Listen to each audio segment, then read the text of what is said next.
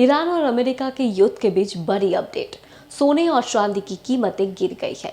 जी हाँ, अमूमन देखा जाता है कि युद्ध और वैश्विक अनिश्चितता के दर में अक्सर लोग सुरक्षित निवेश के लिए सोने और चांदी के तरफ रुख करते हैं, जिससे इनकी कीमतें आसमान छूने लगती है। लेकिन मौजूदा ईरान संकट के बीच सराफा बाजार में इसकी बिल्कुल उलट तस्वीर देखने को मिल रही है, जहां सोना 1.75 लाख रुपए के स्तर से फिसलकर 1.5 लाख के नीचे आ गया है और चांदी भी 3 लाख के करीब से लुढ़क कर 2.5 लाख के नीचे कारोबार कर रही है।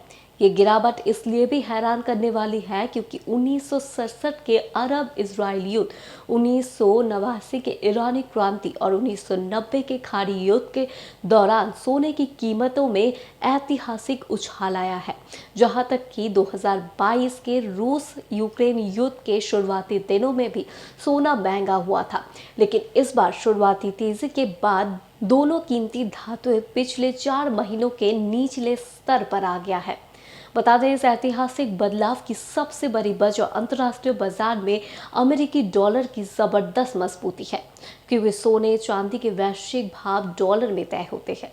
इसलिए डॉलर के मजबूत होने से भारत और चीन जैसे बड़े आयातक देशों के लिए इन्हें खरीदना महंगा हो जाता है, जिससे मांग में कमी आती है और कीमतें गिरती है।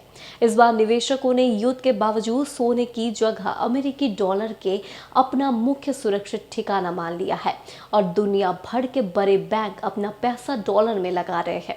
बता दें, इतिहास बताता है कि डॉलर और सोना अक्सर विपरीत दिशा में चलते हैं। जैसे कि 2008 के वैश्विक वित्तीय संकट के समय जब डॉलर कमजोर हुआ था, तब सोने ने 2011 में नया रिकॉर्ड बनाया था, मगर इस समय डॉलर की ताकत सोने पर पूरी तरह हावी है। गिरावट का दूसरा पहलू अमेरिका में ब्याज दरों का स्थिर रहना या बढ़ना है, क्योंकि सोने पर कोई नियमित ब्याज या रिटर्न नहीं मिलता। वर्तमान में स्टेट ऑफ हॉर्मुज के बाधित होने से कच्चा तेल $100 प्रति बैरल के पार चला गया है, जिसने दुनिया भर में महंगाई बढ़ने की चिंता पैदा कर दी है।